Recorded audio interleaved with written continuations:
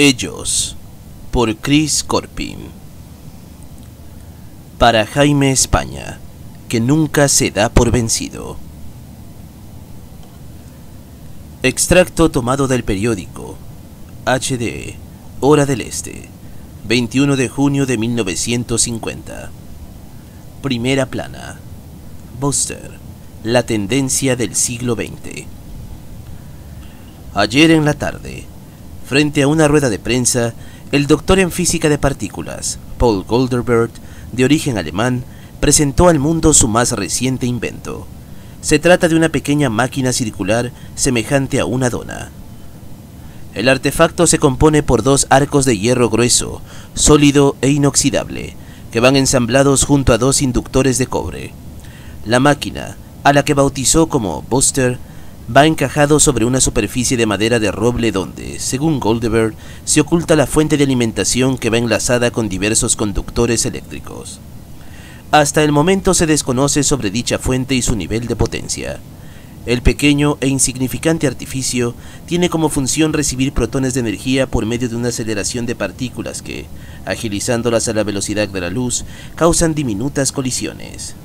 Con este proceso se logrará conseguir un posible análisis de interacción, obteniendo así densidades de energía y temperatura. El estudio de las partículas es muy útil para el desarrollo de la medicina y para el desarrollo espacial, realizando exploraciones fuera de nuestra atmósfera, como también es un gran avance científico, donde se halla involucrada la tecnología del mañana. Este trabajo se lo debo a los doctores Vladimir Wexler, Edwin Memiland y Sir Marcus Oliphant, que, gracias a sus estudios investigativos, siendo la base fundamental del proyecto Buster, hoy pueda ser hecho una realidad, dijo Paul Goldeberg. Extracto tomado del periódico Hora del Este, 13 de mayo de 1954. Primera plana. ¿Despertarán a Buster? El Dr. Paul Goldeberg anunció un evento que será organizado por el estado de Hawái en consideración con el gobierno de Alemania, principal financiador del proyecto. Se llevará a cabo un ensayo con Buster, el cual será la atracción principal. Un buque zarpará de San Francisco con rumbo a costas hawaianas. Se ha confirmado que no será un viaje común y corriente, sino una travesía de labores investigativas. Es necesario analizar a Buster las veces que requieran antes de activar su sistema de apertura. No queremos correr ningún riesgo en medio del océano, aunque dudo mucho que haya peligro. Afortunadamente cuento con un gran equipo de científicos calificados, egresados de las mejores universidades americanas y europeas, de las que se destacan 3 arqueólogos expertos en física de partículas. Suena inverosímil. Esperamos con paciencia el día para despertar a Buster. Aún no hemos elegido una fecha precisa, pero presagiamos que, para el próximo año, el gran Buster nos asombrará a todos, aseguró el Dr. Paul Goldeberg. Del diario del Dr. Paul Goldeberg, 10 de abril de 1955. Me he ausentado durante unas cuantas horas. Estoy agotado. Nunca pensé que Buster me quitaría tanto tiempo. Pero, ¿qué más podía esperar tratándose de un invento tan colosal? Y aunque sea un prototipo, la humanidad no alcanzaría a imaginar el gran beneficio que podría traer Buster, desde energía ilimitada hasta diversos cambios en el clima. Es importante resaltar que Buster Wexler, como he decidido denominarlo, haciendo honor al planificador original, el científico soviético Vladimir Wexler, no solo sirve para acelerar partículas en un estado de baja energía, con la ayuda de cavidades de aceleración de radiofrecuencia. También es una llave que abre puertas invisibles a mundos interdimensionales, y que aún me ha sido imposible explorar. Probablemente haya sido esa la causa por la que Marcus Oliphant, su diseñador, decidió confiarme el proyecto a última hora. Conoció el ilimitado prestigio y la inigualable responsabilidad que llevaría sobre su espalda al construirlo. Una carga demasiado pesada. ¿Será conveniente activar el sincrotrón? Ruego a Dios que mis cálculos no fracasen. Es necesario estar al tanto para los próximos días y deseo que todo salga bien. La máquina requiere de análisis más profundos antes de ser activada. También debo de estar pendiente de mis colaboradores. Hay ciertos sujetos algo intranquilos, como si quisieran abandonar las instalaciones donde estudiamos a Buster. Puede ser que aquellas desazones sean el resultado de la atención brindada a las historias referidas por uno de los arqueólogos. Sin duda alguna, la imaginación de ese muchacho terminará induciendo a mis trabajadores a renunciar antes de tiempo. No puedo permitirlo. Estamos a 2 meses de partir con rumbo a mar abierto para accionar el pequeño colisionador. Además, ya había estipulado una fecha en la que veríamos el potencial de Buster, y ese momento sería el 21 de junio de 1955. Justo se cumplen 5 años desde la vez que lo presenté al mundo. Pero ahora hay algo más importante en qué pensar. ¿Qué haré con el joven? No creo que sea ecuánime despedirlo solamente por contar historias absurdas. Hasta ahora ha demostrado su competitividad en el área laboral, cosa alguna que dudaba al principio. Dado a que es un arqueólogo y sus funciones deben ser dentro de las pirámides de Egipto o de cualquier otro templo abandonado, no aquí. ¿Por qué tanto interés en Buster? ¿Será acaso un espía infiltrado? No estoy seguro de mis especulaciones, y tampoco lo juzgaré. Si sus ímpetus juveniles son la arqueología y la física, no debo de culparlo. Cualquier amante del universo y su ilimitado camino sabe a qué recurrir para comprobar teorías e hipótesis intelectuales. Aún así, no despegaré mis ojos de él. Ordenaré a los guardias que, ante cualquier acto sospechoso, lo detengan, y si trata de huir, que abran fuego. Buster no puede caer en manos equivocadas. Sería un riesgo. Tengo la intención de proyectar mi trabajo ante la ONU para conseguir un diseño más grande y mejorado. Pero primero debo estar completamente seguro de manejar con cuidado esta majestuosa llave dimensional. Solo espero que todo salga bien. Antes del umbral. Verano de 1955. Cuando Christian trotó hacia el baño, no vio el charco de agua que se extendía sobre el corredor. La noche anterior fue presagiada por una terrible tormenta que acabaría inundando numerosas calles de la ciudad de Louisville, y también una minúscula sección de la casa. Las incómodas goteras se descubrían en diversos lugares de la segunda planta, estropeando la alfombra poliéster que cobijaba el suelo de madera. Jane le había ordenado tapizar con una bolsa de plástico los lugares afectados del cielo raso, con el fin de que no ocurriera algún accidente. Esa mañana, Christian resbaló. El golpe fue sordo al caer, y aunque no emitió ningún gemido de dolor, alertó a Jane, y aún en pijama, salió de la habitación para socorrerlo. Mientras un leve rayo de luz se escabullía entre las piernas cortando la densa oscuridad que resguardaba la alcoba. «Se supone que ya entró el verano», refunfuñó Christian. «No debería haber llovido». Jane se inclinó hacia él, lo tomó de la mano y soltó un breve bostezo. Después añadió: «Te dije que tapizaras el cielo raso. Pudiste evitar la caída. ¿Qué tal si te hubieras roto un hueso del brazo?» «Dios santo, ni pensarlo». «Mamá, tranquilízate, estoy bien», respondió Christian, agarrándose el brazo izquierdo con la mano derecha para luego sobajearlo. «Fue solo un golpe. Al parecer la tormenta de anoche nos dejó un pequeño obsequio cerca del baño». Jane se cruzó de brazos y, frunciendo el ceño, expresó: «Christian Johnson, ¿cuántas veces te he dicho que obedezcas a la voz de tu madre cada vez que te da una orden? ¿Acaso no has oído que el sentido de madre es verdadero? A veces creo que las madres tenemos el don de clarividencia. Te ordené tapizar el cielo raso para que no ocurriera algo como esto, y mira lo que sucedió por desobedecer. ¿Qué tal si hubiese sido alguno de tus abuelos? ¿Qué tal si hubiese sido yo? O peor aún, ¿qué tal si en vez de golpearte el brazo te hubieras golpeado la cabeza?» Christian bajó la mirada, sintiéndose culpable, y respondió: «Lo lamento, mamá. Aprendí la lección. La próxima haré caso a todo lo que tú digas». Soltó un suspiro, volvió la mirada hacia su madre, le sonrió y agregó: «Además, estoy comenzando a creer en tus sentidos futuristas».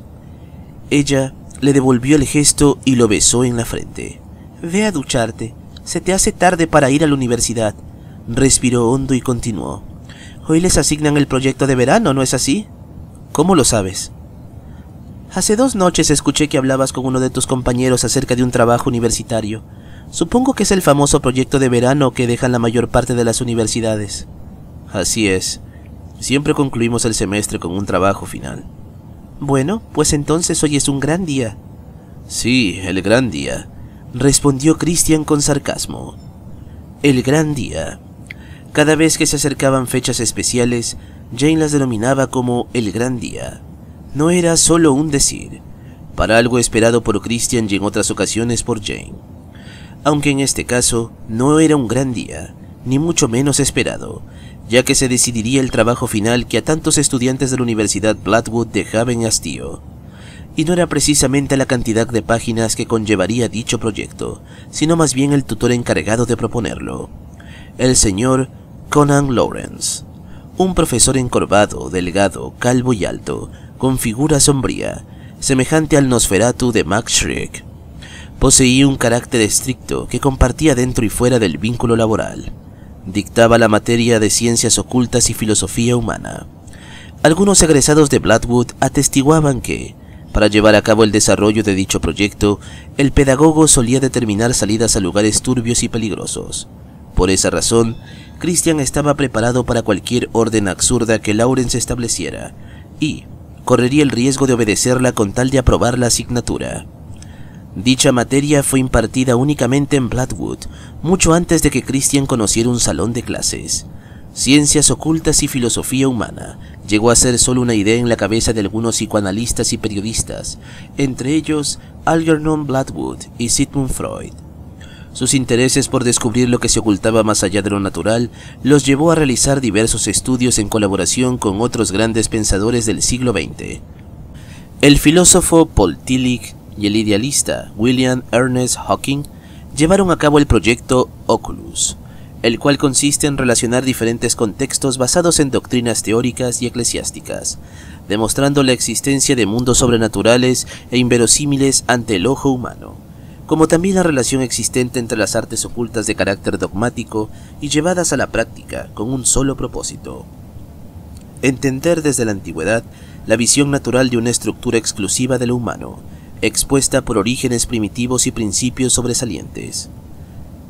La asignatura sería implementada en los campos educativos superiores y formaría parte de programas de estudio con relación al misterio y a la historia antigua. Así lo planificó Freud, un año antes de fallecer. Meses más tarde, el Comité Universitario de Blackwood lo desarrollaría en el campus. De esa manera, ciencias ocultas y filosofía humana llegó a ser no solo una materia en el campo de la parapsicología o de la arqueología, sino también formó parte de numerosos ensayos y estudios realizados por docentes, filósofos y ocultistas, los cuales fueron publicados por la Stanford University Press de California. Entre ellos se destacaba Conan Lawrence. No seas sarcástico, hijo, expresó Jane. Tal vez el señor Lawrence haya tocado el corazón esta vez y los envía al cementerio de los Vile para que indaguen sobre alguna tumba sin nombre. Se echó a reír. Jane también lo conocía. Ella había sido una de sus estudiantes en la escuela primaria, cuando el profesor Lawrence era un joven educador con las mismas características físicas y morales que conocía Christian, y hasta el momento no había cambiado absolutamente nada. No exageres, mamá, expresó el joven mientras se duchaba. La voz se mezcló con el eco de las gotas cayendo y escapándose entre las rendijas de la coladera. Es verdad que el profesor Conan es algo aterrador, pero si decide enviarnos a un lugar donde ni el diablo quisiera estar, hablaremos con él, y le propondremos una solución más efectiva para el proyecto de verano. Tenemos planeado hacerlo en caso de emergencia. Presiento que no será de esa manera. ¿En verdad lo crees? Christian Johnson, ¿acaso no has oído que el sentido... Sí, la interrumpió. El sentido de madre es verdadero. ¿Me ha quedado claro? Cielo, no olvides que en la tarde pasaré por ti para que me acompañes al centro comercial. Necesito comprar algunas cosas que hacen falta en la casa. ¿Más basura? Oye, maneja con cuidado tus palabras. No es basura, son decorativos. Algo que haga ver bonito el interior del hogar. Cada 2 meses es lo mismo. Comienzo a pensar que nuestra casa tiene más chécheres que el centro comercial. No exageres. Se dio vuelta y caminó hacia la cocina. Esa mañana, después de la ducha, el joven yacía frente al comedor, disfrutando lo que Jane le había preparado: 2 huevos fritos, una tajada de tocino, pan tostado y una taza con chocolate caliente para ahuyentar el frío que se ensanchaba sobre el lugar. Salió de casa con el morral sujeto a la espalda, y poco antes de que el autobús aquietara la velocidad, emitiendo un ruido seco e incómodo, abrazó a Jane y seguidamente la besó en la mejilla. «Dios te guarde, hijo», eran las palabras mágicas que Jane le expresaba a Christian cada vez que éste se marchaba a la universidad o cuando iba con sus amigos a jugar a la cancha de tenis. Era algo común de todas las madres dar la bendición y rogar a Dios para que los cuide.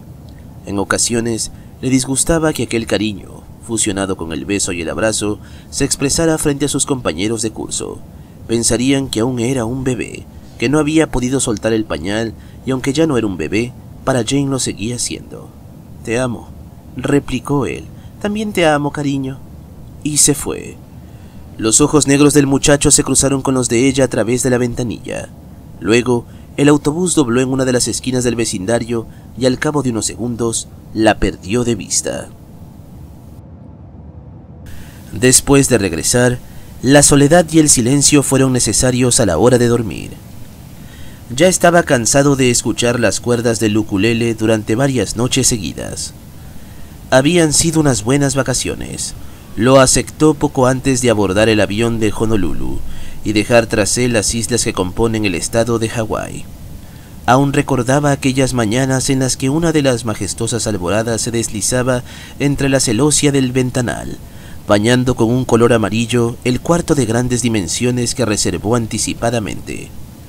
Durante la tarde, el sol poniente brindaba al semblante una cálida templanza, cuya benignidad era mezclada con los sentimientos avivados y relajantes. También llegaban pensamientos efímeros de las primeras noches abrigadas por la tranquilidad y el eco proveniente de las olas del mar, que se acoplaban con los sonidos nocturnos, armonizando involuntariamente una perfecta melodía natural. Una composición que no duró para siempre. El sosiego que lo acompañó durante los primeros días fue ahuyentado por los hawaianos nativos que comenzaron a invadir las playas sin intenciones despóticas, y bajo las palmeras, cerca del hotel donde se hospedaba, tocaban el ukulele, cantando con voces destemples, mientras las mujeres, voluptuosas y tentativas con aquellos atuendos folclóricos y coloridos, danzaban meneando las caderas, ondulando los brazos como si estuviesen venerando a un dios pagano sacado de alguna epopeya mítica. Dick no dejó a un lado esas reminiscencias, como tampoco olvidó aquella foto que se había tomado en la playa 2 días después de haber situado la planta de los pies en tierras hawaianas. Era absurdo pensar que se tratara de algún ente paranormal captado en ese momento. Pudo haber sido otra cosa, el reflejo del sol o una nube negra que transitó y no logró percibirla, debido a las gafas con los lentes oscuros que ocultaban sus ojos negros y hundidos. La sombra que yacía detrás, a unos pasos del mar, era solo eso, una silueta corriente de algún indiscreto sin cuidado. Tenía pensado enviársela a su hijo de 6 años en cuanto llegara a Lost Isle, y así pegarle un susto como los que se acostumbraba a darle uno cuando fruncía el ceño, cada vez que su ex esposa le dejaba al infante para que lo cuidara y cumpliera la labor como padre.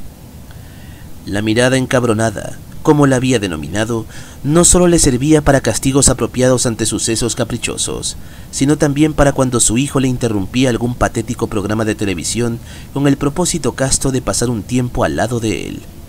Dick nunca le prestó atención. «Vaya susto que te llevarás», pensó ese día. Sin embargo, el sobresalto que esperaba jamás ocurrió.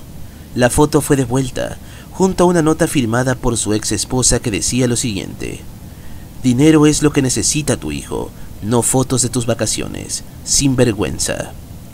Poco le importaba las palabras cargadas de tedio o las indirectas perfectamente construidas en las conversaciones que atendía cuando hablaba con los hermanos y con la madre de la que una vez, hace más de 8 años, había sido su esposa. «Son tal para cual», decía. Dick los repudió hasta la muerte. La tranquilidad que lo ciñó desde que abandonó a su familia se comenzó a tornar algo inquieta, y no eran precisamente las cartas demandantes solicitadas por su ex esposa, las cuales llegaban del juzgado hasta la puerta de la casa, sino por la foto que aún permanecía con él, junto a esa sombra escalofriante y misteriosa. «Tonterías», se dijo a sí mismo. Posiblemente es el cambio de lugar. Eso es. Debo esperar a que mi cuerpo se adapte otra vez al clima de la ciudad, y dentro de unos días todo volverá a la normalidad. Aquella mañana, luego de que Christian abordara el autobús que lo conduciría a la universidad, Dick no escuchó la suela de los zapatos que a menudo transitaban sobre la acera y que acostumbró a oír durante todo el año, al igual que aquellas voces incómodas mezclándose entre sí, comunicando su retraso al trabajo o a veces coqueteando con la secretaria. Eran muchos los susurros que se percibían como abejas y avispas chocando fuera de las paredes que conformaban su hogar. Dick Turber, o el viejo Dick, como solían llamarlo los vecinos, era un hombre bajo y atlético, de cabello crespo y nariz aguileña. Aparentaba tener 40 años de edad y residía en la calle Walt Perry, unas cuadras más abajo de la casa de los Johnson. Luego del viaje a Honolulu, pasó un largo y tedioso tiempo en cuarentena a causa de un fuerte resfriado que se encargó de tumbarlo sobre la cama por más de una semana. No comió y tampoco pudo moverse, por lo tanto, su rutina había cambiado impensadamente. Sin embargo, la compañía de calzado en la que trabajaba desde hacía mucho tiempo le generaría un desembolso con una suma considerable, fuese o no fuese a trabajar. El pago se efectuó 11 días después de su regreso, y aunque no hizo el mayor esfuerzo durante el tiempo que duró la incapacidad, la entidad no presentó quejas al respecto debido a una cláusula de salud que figuraba en el contrato. Al trabajador deberá consignársele un respectivo desembolso, siempre y cuando presente certificación médica que demuestre su ausencia en la compañía. Esa mañana abrió los ojos y se giró levemente para no descobijarse, pues una corriente de aire se escabullía por el umbral de la ventana, jugueteando con la cortina que colgaba como cascada a unos pocos centímetros de la cama. Ya no sentía malestar. Era una buena noticia. La enfermedad estaba sucumbiendo. «Maldito viaje a Hawái», gruñó entre dientes. «No volveré a ese lugar nunca más». Muy pocas veces entraban los rayos del sol para bañar la habitación con luminosidad. Aquel gesto común de la naturaleza se había convertido en una alarma matutina. Ahora la corriente frígida del aire la reemplazaba. ¡Qué frío!, bostezó y se giró de nuevo. Después acomodó su cabeza sobre la almohada y soltó un suspiro. El ligero zumbido del viento se extendía por todo el vecindario. Dick volvió a girarse y trató de cerrar los ojos. No lo consiguió. «¡Rayos!», reprochó al instante. Se situó boca arriba y se dijo: «Bueno, Dick, al parecer, el destino cruel de la mañana no quiere que sigas durmiendo. Llegó el momento de levantarte». Obedeció a su precepto, y cuando estuvo de pie, se acercó a la ventana de donde provenía el chiflón. Ciñó la cortina con la mano, la deslizó hacia un lado y observó el panorama inerme y silencioso que encerraba a Walt Perry. Bajó la cabeza para ver el reloj de bolsillo que mantenía ubicado sobre la mesita de noche, a un costado de la lámpara. 7:30 am. Era muy temprano para que la calle estuviera despejada. Dick acostumbraba a ver a los jóvenes y a los niños transitar hacia la escuela, como también observaba a los adultos que iban rumbo al trabajo. Podría decirse que la calle Perry era algo bulliciosa, tanto en las mañanas como en las noches. Dick fue testigo de esos acontecimientos dado a la incapacidad, acatada días después de su regreso de Honolulu, la cual lo forzó a escuchar constantemente el ruido urbano emitido durante las primeras horas del día. Allí, inclinado hacia la ventana, mientras el vapor que se escabullía de los orificios nasales empapaba una parte de cristal, vislumbró al repartidor de periódicos, que a menudo solía ir a trotar a la cancha de tenis, la cual quedaba a pocos metros de la universidad. Inmediatamente se puso las pantuflas de talón bajo y trotó hasta ante el jardín, donde, en pocos minutos, encontraría la prensa mañanera. El repartidor, cuyo nombre desconocía, alcanzó a ver a Dick por encima del hombro. Le hizo un ademán con la mano en señal de despedida. Dick respondió al saludo y se aproximó a recoger el periódico. Seguidamente, frunció el ceño para leer el primer encabezado. Muerte en alta mar. «No hay nada diferente en la prensa el día de hoy», expresó rascándose la cabeza. Dio un bostezo corto y regresó a su casa. Se preparó una taza con chocolate caliente y caminó hasta la sala principal. Siempre es lo mismo. Homicidios, desapariciones, advertencias de guerras contra Rusia e Irak, bla bla bla bla. Se dejó caer sobre el sofá situado en la sala y dio un sorbo a la taza con chocolate. Después, sujetó el control remoto con la mano derecha, hizo presión en el botón ON y dio vida al único amigo con el que había compartido buenos momentos durante la cuarentena. Enseguida, la televisión manifestó la imagen de una bella mujer cuyo cabello rubio resaltaba a simple vista. Vestía con un saco rojo, el cual combinaba con un collar de perlas que le rodeaba el cuello. El escritorio que yacía de frente obstruía la vista de la cintura hacia abajo.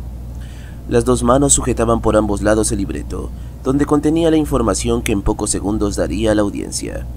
Esa mañana, la mujer, que respondía el nombre de Olivia Travels, se veía tensa. Cada vez que se sentaba sobre la silla, Olivia se aseguraba de que las palabras dieran 2 minutos antes de entrar al estudio y sentarse frente a una multitud de televidentes que, aunque no estaban presentes, la observaban. Todos los días era la misma rutina.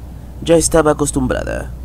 Además, conocía perfectamente el riesgo que iba a tomar al elegir una carrera como el periodismo. Ese día fue totalmente diferente.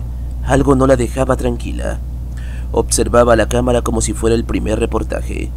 El camarógrafo encargado de enfocarla daba las indicaciones para iniciar, aunque ya estaban al aire. Tengan todos muy buenos días. Los saluda Olivia Travels desde los estudios de NFM. Sean bienvenidos. Pasó saliva y se acomodó el collar. Vamos con una impactante noticia que se ha despertado en la atención de muchos habitantes en San Diego. Hoy en la madrugada, un barco, al parecer de carga, fue encontrado en alta mar por una comunidad de botes pesqueros que navegaban cerca. Según los informes de la policía, hace unas semanas el buque había partido del puerto de San Francisco rumbo a la isla de Hawái. Aún se desconocen las intenciones de dicho viaje. Se llevó a cabo una investigación en el interior del navío y, para sorpresa, toda la maquinaria, de la que se sospechaba algún daño, estaba intacta y en buen estado. Pero se encontró algo más. Olivia soltó un suspiro y añadió entrecortado: todos los tripulantes, incluido el capitán, están muertos. Los cadáveres se hallaban en estado de descomposición, algo inexplicable para la compañía naviera Harram, a la que pertenece el buque, algo inexplicable para todos. Varios indicios señalan hacia una plaga desconocida y altamente riesgosa, la cual acabó con ellos. Esperamos que las especulaciones sean confirmadas muy pronto. Se detuvo y no continuó. Dick notó cómo los ojos de la periodista se alejaban de la cámara, perdiéndose en un vacío que algo o alguien había ocasionado. Después, volvió la mirada al enfoque y finalizó diciendo: dejo inmediatamente a Jonathan Bell con los deportes. Christian no podía creer lo que estaba viendo. Rápidamente sintió un gran peso sobre la espalda, una carga que solo se exteriorizaba cada vez que olvidaba realizar un trabajo universitario. Cada vez que olvidaba saldar una deuda con Max, el joven portero de la universidad, y cada vez que se hallaba frente a un examen. No lo recordó. Tuvo 3 días para estudiar, pero durante ese tiempo, su mente estuvo inclinada hacia el macabro proyecto que Lawrence les dejaría. No podía levantar calumnias contra la señorita Campbell, la profesora de historia, ya que ésta les había advertido unos días antes. Estudien, jóvenes, estudien. Pronto les haré un examen para terminar el semestre, así que dedíquense a estudiar el fin de semana. No quiero dejar habilitando a ninguno durante el verano. Posiblemente, el gran día se había convertido en un día no deseado para todos, y aunque esperaba con zozobras, tanto ajenas como personales, la presentación del señor Lawrence, este examen había sido la apertura del día negro. Se desgonzó sobre el pupitre, soltó un suspiro, ignoró la mirada penetrante de la profesora que tanto le incomodaba y comenzó a responder las preguntas de la evaluación semestral. Lo que contenía el examen de historia era un simple resumen de los temas vistos, nada fuera de lo normal. Christian respondió las preguntas sin vacilaciones. Pronto sonaría la campana, advirtiendo la próxima clase. Luego, Lawrence ingresaría con un puñado de papeles bajo el brazo izquierdo, y al mismo tiempo, la mano derecha sostendría un portafolio de cuero arrugado, en el que se hallarían numerosos libros de filosofía con portadas carcomidas y agrietadas. Con solo imaginarlo se le revolvía el estómago. La campana sonó. La clase de historia y el examen habían terminado, pero la clase de ciencias ocultas y filosofía humana junto al proyecto final de Lawrence estaban a punto de comenzar. A buena hora elegí ser licenciado en parapsicología, pensó Christian. El viejo Dick se había quedado dormido. La televisión seguía transmitiendo. Sin darse cuenta, la taza con chocolate que sujetaba la mano izquierda resbaló de los dedos y cayó en la alfombra terciopelo, emitiendo un sonido sigiloso. Carraspeó 20 veces seguidas. Sintió un ahogo. De pronto, los ojos se abrieron como dos persianas, y después cayó tendido sobre el tapiz. Las expectoraciones cesaron. De la boca comenzó a resumar una baba amarillenta que se escurría entre los labios y después soltó una profunda exhalación. Al instante, logró percibir una silueta alta y negra, situada a poca distancia. El espectro lo fulminó con una mirada opaca y brillante que se destacaba sobre el rostro ovalado. No hubo gritos ni sollozos. Al poco tiempo, Dick dejó de respirar. Esta es la lista de los lugares que quiero que consulten, dijo Lawrence, redactando sobre el pizarrón e indicando las 20 zonas extrañas y desconocidas que había decidido dejarles para el proyecto. Solamente elegirán uno e indagarán de él todo lo necesario. No hay necesidad de ir al lugar escogido y hacer entrevistas a desconocidos. Pueden adquirir mucha información de estos territorios en la biblioteca pública de Lostville. Es ahí de donde los sustraje. Pero si conocen a alguien que tenga información de la historia, lo pueden entrevistar. Quizás sea de gran ayuda para el proyecto, y si desean ir a retratar algo, pueden hacerlo, aunque no es necesario. Sin duda alguna, Lawrence era otra persona. Todos los estudiantes quedaron de acuerdo con las indicaciones que les había dado. Jamás pensaron que el profesor de Ciencias Ocultas y Filosofía Humana cambiaría la metodología para evaluar el semestre. Esta vez les permitiría elegir con libertad. Christian observó claramente los terrenos que Lawrence había escrito en el pizarrón. Solo uno le llamó la atención.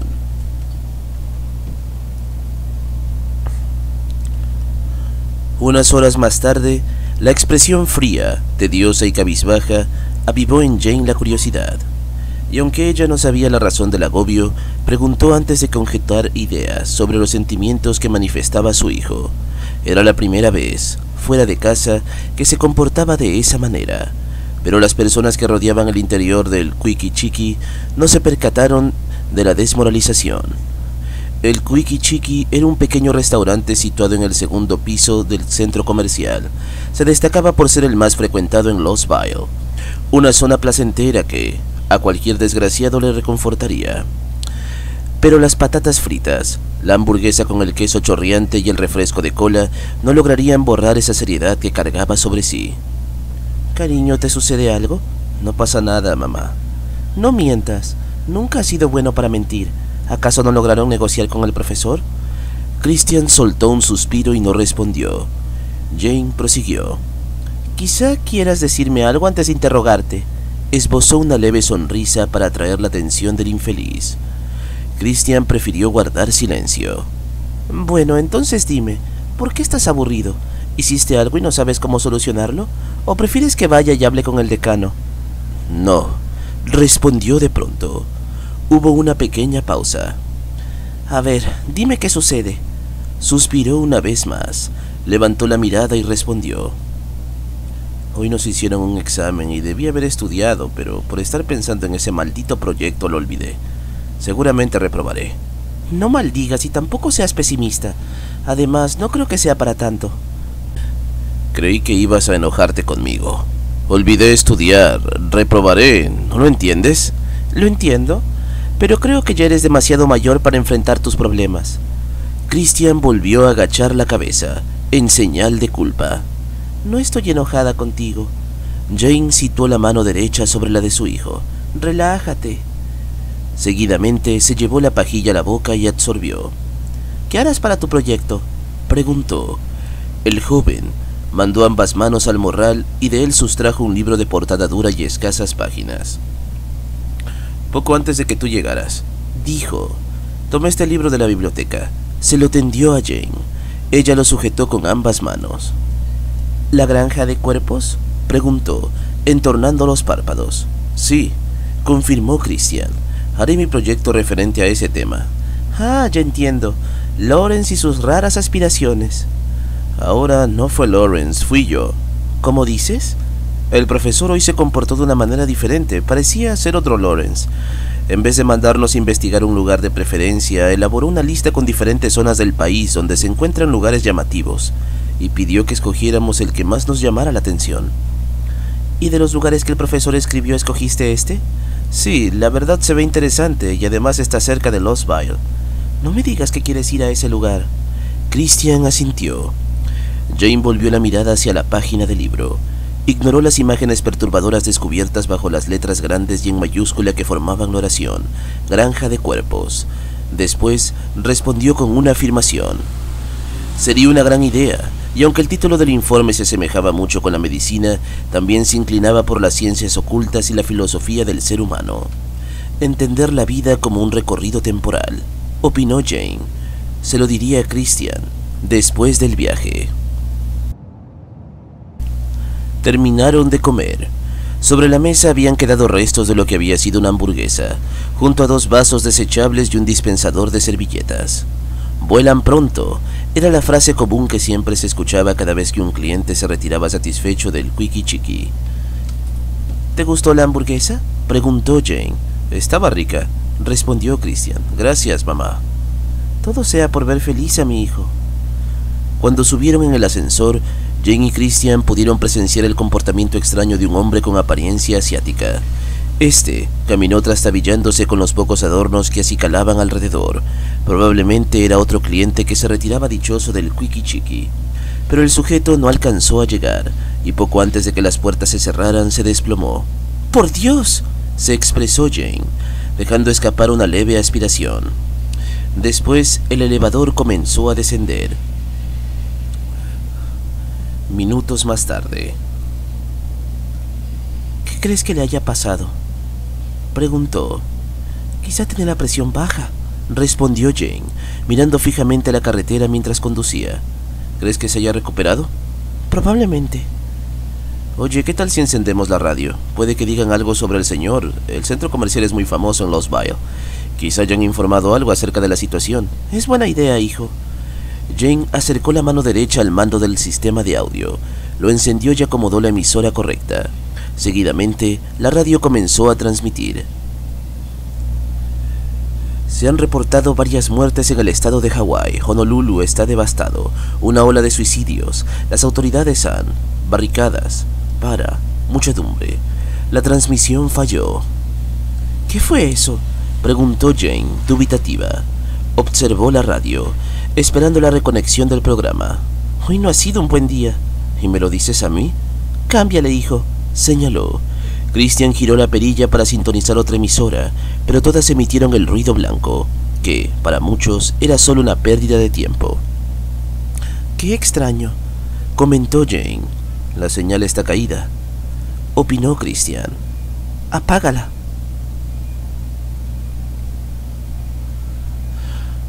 Una multitud de personas estaba siendo atraída por algo que los había dejado atónitos y consternados. «¿Ahora qué?», expresó Jane, ante el impredecible hecho que acongojó a la gente que habitaba la calle Walperry. La casa con el número 109 era zona de especulaciones.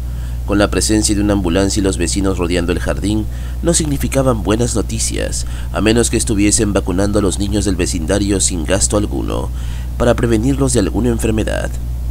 El suceso también llamó la atención de Christian y de Jane, que, ante el tropel, no podían avanzar. «Quédate aquí», le ordenó a Christian después y bajó del auto, «y no salgas por nada del mundo». Aunque este ya era todo un adulto, para ella seguía siendo aquel pequeño de 10 años, quien se perdió una vez en un supermercado por desobedecer. «Seguro», respondió el muchacho. Encendió nuevamente la radio para escuchar la emisora que con dificultad transmitía. «Puede que la señal haya sido restaurada», pensó, y de inmediato giró la perilla. Una oleada de muerte en Hawái. De nuevo se manifestó el sonido blanco y tedioso. Soltó un suspiro y concentró la mirada en la multitud que se hallaba frente a él. La sirena de la ambulancia comenzó a sonar y Jane entró al vehículo de manera precipitada. «¿Qué ocurre, mamá?», preguntó Christian. «¿Te encuentras bien?». El segundo interrogante fue desatado simplemente por haber notado el excéntrico jadeo. «Es el viejo Dick», respondió intrigada. «¿Qué le ocurrió?», le secundó Christian. «Está muerto. Una de sus vecinas vio el cuerpo a través de la ventana. Dio el aviso». «Vaya», soltó la voz llena de sorpresa. Christian nunca había pensado cómo serían las primeras reacciones cuando enfrentara esta situación. ¿Tendría la fortaleza para ver el cuerpo de la persona que ama siendo confinada en una caja de madera, bien vestida y maquillada, ocultando la palidez? ¿Se armaría con las agallas suficientes para ver descender el cuerpo de Jane al interior de una fosa profunda? Aunque viviese con los abuelos, la ausencia de Jane Johnson no sería pasada por alto.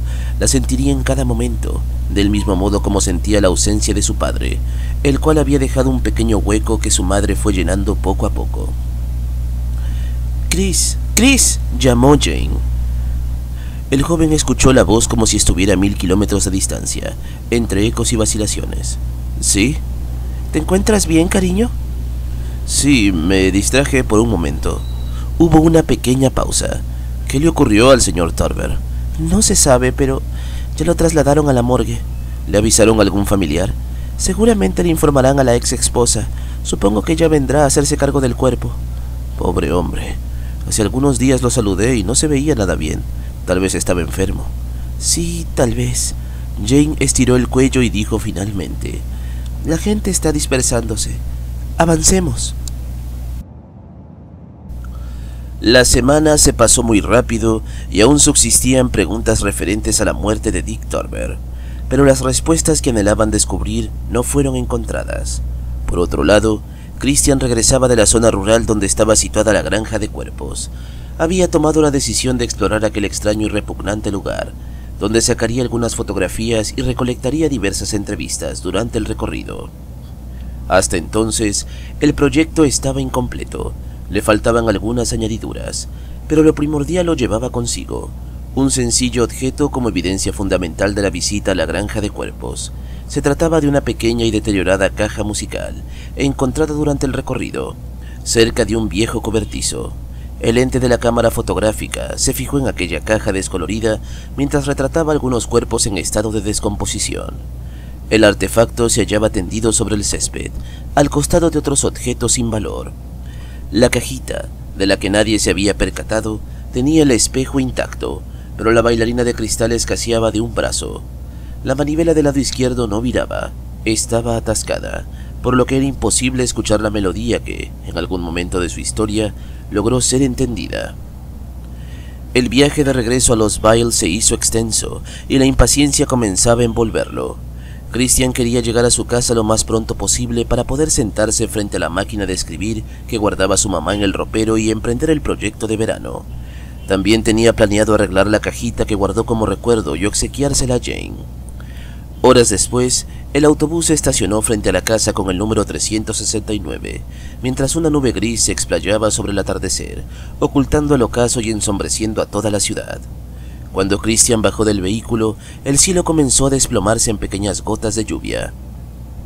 Trotó hasta ubicarse bajo el pórtico de la residencia. Luego, giró el pomo de la puerta y entró. «Hola, mamá», dijo. «Estoy en casa». Esperaba una respuesta de Jane, pero lo único que escuchó fue un ligero gemido procedente del segundo piso. Se asustó, creyó que algo malo le había ocurrido. Enseguida subió rápidamente por las escaleras. «Mamá, ¿estás bien?», preguntó de inmediato. «Cielo, ¿por aquí?». La voz de Jane provenía de la habitación. Caminó hasta el lugar y la encontró tendida sobre la cama, arropada desde los pies hasta el cuello. En la mesita de noche permaneció una jarra con agua y diferentes envases farmacéuticos. «Aspirinas», pensó Christian. «Hijo», expresó Jane con voz temblorosa, «¿cómo te fue en la excursión?».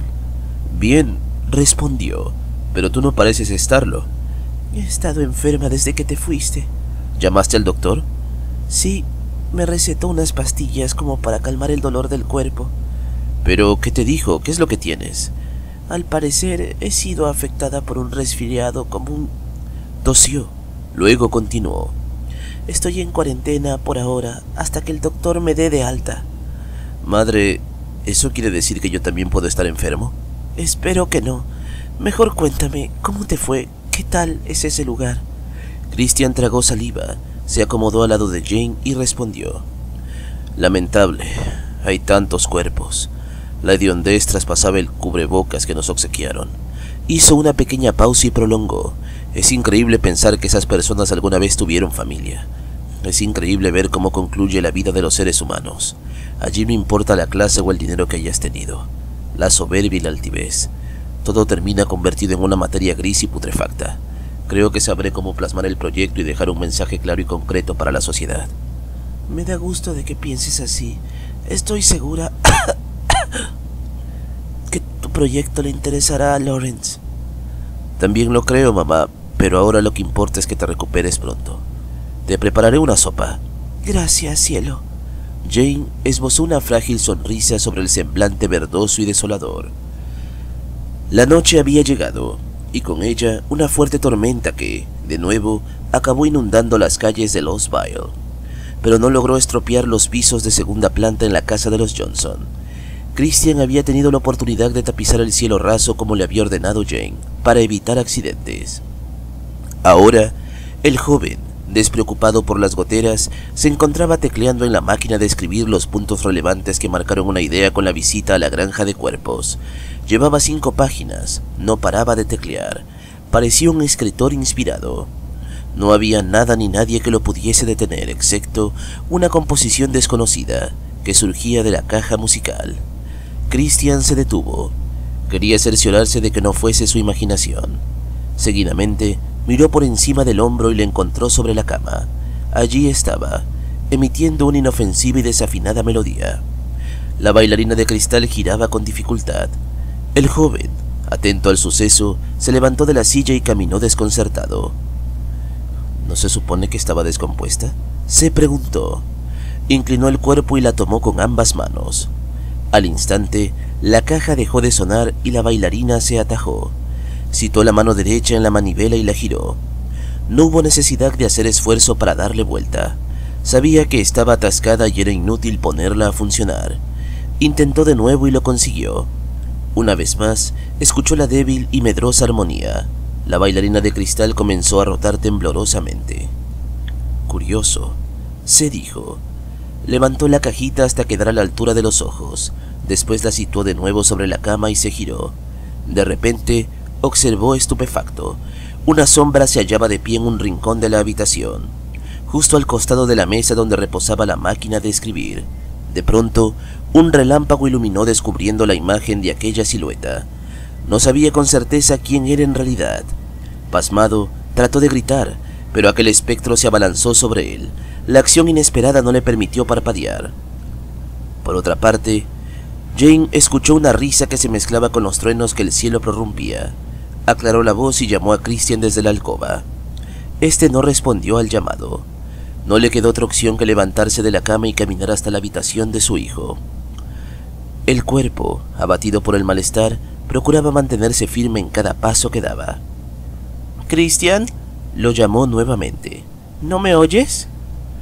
Otro relámpago alumbró el cielo nocturno seguido de un estruendo. Al llegar, situó las manos en el pomo de la puerta. Lo giró y le echó un impulso endeble. Esa noche anubarrada y tormentosa, nadie, absolutamente nadie de la calle Woolperry logró escuchar el grito que provino de la casa número 369.